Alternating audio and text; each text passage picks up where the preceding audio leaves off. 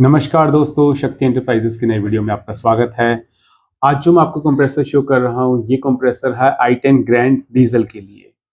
ये दोस्तों, apart from i10 grand diesel, accent diesel के अंदर भी यही कंप्रेसर फिट होता है। ठीक है दोस्तों, तो ये जो कंप्रेसर है, इसको मैं आपको शो करता हूँ।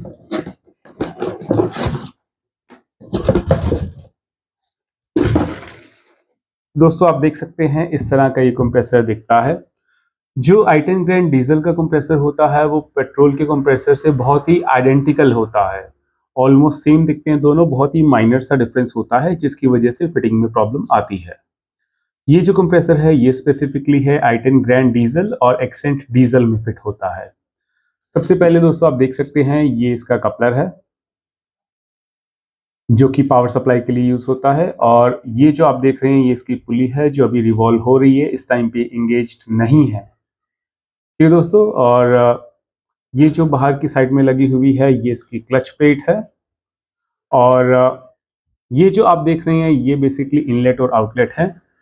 एक जो है वो आउटपुट का प्रेशर के लिए यूज होता है, और दूसरा जो है उससे इनपुट का या संक्शन का प्रेशर मेंटेन होता है। तो बेसिकली कंप्रेसर जो होता है, वो दो तरह के काम करता है। एक ये आउटपुट प्रेशर बनाता है, जिससे क्या होता है कि जो इसके अंदर की गैस होती है R134A, उसको ये पंप करता है कंडेंसर के अंदर। कंडेंसर के थ्रू ये जाती है कूलिंग कॉइल या इवेपोरेटर के अंदर, और वहां से जो है संक्शन का प्रेशर फिर से क्रिएट होता है, और वहां से जो है वापस जो गैस है इसके अंदर संक्शन के थ्रू वापस कंप्रेसर के अंदर आ जाती है। ठीक है दोस्तों, और आप इसकी फिटिंग देख सकते हैं, 1 2 3 4 बोल्ट की इसकी फिटिंग है। और ये आप देख सकते हैं इसकी back plate from the back side. और इसके साथ ही दोस्तों, ये जो है दूसरी साइड है कंप्रेसर की। और कंप्रेसर किस तरह से वर्क करता है, ये भी मैं आपको एक्सप्लेन कर देता हूँ। तो जैसे ही आप एसी का स्विच ऑन करते हैं, यहाँ से ये कपलर के थ्रू जो करंट है वो जाता है मैग्नेट कॉइल के अंदर। और जैसे ही मैग्नेट कॉइल के अंदर करंट जाता है, ये जो क्लच प्लेट है इस तरह से प्रेस हो जाती है। ये दोस्तों, एक क्लच प्लेट इस तरह से प्रेस होती है। प्रेस होने के बाद में जो पुली है ये इंगेज हो जाती है, और इंगेज होने के बाद में ये पुली को बेल्ट जो इस तरह से घुमाती रहती है, और जो अंदर का जो सिस्टम है उससे आउटपुट प्रेशर क्रिएट होता है। आउटपुट प्रेशर के साथ ही क्या होता है कि जो कंप्रेसर होता है वो हीट करता है। जो गैस और वो लिक्विड फॉर्म में होती है, जो कि जिसको हीट करके वापस से गैस फॉर्म में कन्वर्ट करता है कंप्रेसर।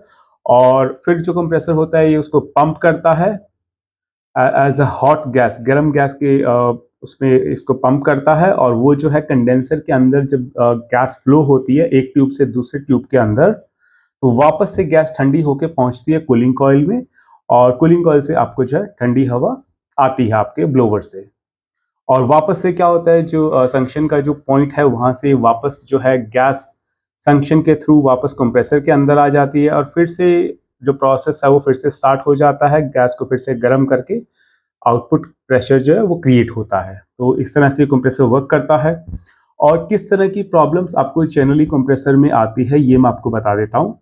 कई बार क्या होता है कि कंप्रेसर की जो सील्स है, जैसे यहाँ पे आप लाइनिंग देखेंगे सिल्वर कलर की, यहाँ पे भी सिल्वर कलर की जो लाइनिंग आपको विजिबल है, और बीच में एक लाइन यहाँ पे है, तो बेसिकली ये कंप्रेसर की सील्स होती हैं। कई बार क्या होता है, कंप्रेसर यहाँ से लीक करने लग जाता है, और उस केस में आपको कंप्रेसर चेंज करना होता है। कई केसेस में क्या होता है, जो कंप्रेसर का जो इनपुट और आउटपुट प्रेशर है वो प्रॉपरली नहीं आ रहा होता है, उस केस में भी आप कंप्रेसर चेंज करते हैं। और इसके साथ ही कई बार क्या होता है कि पूरी तरह से सीज हो जाता है, जो कंप्रेसर का जो अंदर वाला सिस्टम है पूरी तरह से सीज हो जाता है। पुली बाहर से रिवॉल्व करती है, बट जब ये इंगेज होता है उस टाइम पे ये नहीं चल रहा होता है, प्रॉपरली वर्क नहीं कर रहा होता है। तो उस सिचुएशन में भी आपको कंप्रेसर को चेंज करना होता है। ठीक है दोस्तों, तो ये सब सिनेरियोज है जहाँ पे आपको कंप्रेसर को चेंज करना होता है। और कुछ एक एडिशनल चीज़ें जो मैं आपको बताना चाहूँगा, जिनकी वजह से भी आपका कंप्रेसर खराब होता है। तो मोस्टली क्या होता है फ्रेंड्स, आपका जो रेडिएटर है अगर वो चॉक्ड है, अगर उसके जो ट्यूब्स है वो चॉक्ड है, बंद है, डर्ट है उनके अंदर, उससे क्या होता है कि जो हीट होती है वो एग्जॉस्ट नहीं हो पाती है, जिसकी वजह से भी आपका कंप्रेसर जो है एक्सेसिव हीट की वजह से भी खराब होता है। इसके साथ ही कई बार क्या होता है, जो रेडिएटर की फैन मोटर होती है, आजकल की जो न्यू लेटेस्ट मॉडल्स आ रहे हैं उनमें जनरली 2 फैन मोटर होती है, एक कंडेंसर के लिए, एक रेडिएटर के लिए, जिसको हाई स्पीड और लो स्पीड मोटर भी बोलते हैं। कई बार क्या होता है कि वो प्रॉपर्ली वर्क नहीं कर रही होती है, जिसका काम होता है हीट को कंडेंसर से और रेडिएटर से एग्जॉस्ट करना। तो अगर वो प्रॉपर्ली वर्क नहीं कर रही है, उस केस में भी क्या होता है, एक्सेसिव हीट की वजह से जो कंप्रेसर है वो खराब होता है। तो वो एक अदर रीज़न है। तो जब भी आप अपना कंप्रेसर रिप्लेस करते हैं, आप मेक श्योर कि आप ये चेक करवाएं कि आपके रेडिएटर की फैन मोटर प्रॉपर्ली वर्क कर रही है, या आपका जो रेडिएटर है वो भी क्लीन है, हीट बिल्डअप नहीं हो रही है। ठीक है दोस्तों, तो ये चीज़ें कुछ आप जो है अपने माइंड में रख सकते हैं बिफोर रिप्लेसिंग द कंप्रेसर, ताकि आपका नया कंप्रेसर जो है वो खराब ना हो। अगर आप इसको ऑर्डर करना चाहते हैं फ्रेंड्स, प्रोसेस बहुत ही सिंपल है। आप हमें कॉल कर सकते हैं या फिर आप हमें व्हाट्सएप मैसेज कर सकते हैं। ऑल ओवर इंडिया हम लोग जो है डिलीवर करते हैं। ये दोस्तों, और ये जो कंप्रेसर है इसको हम apart from the company packaging, बहुत सारी एक्स्ट्रा पैकेजिंग हम लोग यूज़ करते हैं और आप तक सेफ डिलीवरी हम प्रोवाइड करवाते हैं। Thank you so much for watching this video friends. Have a good day. Bye.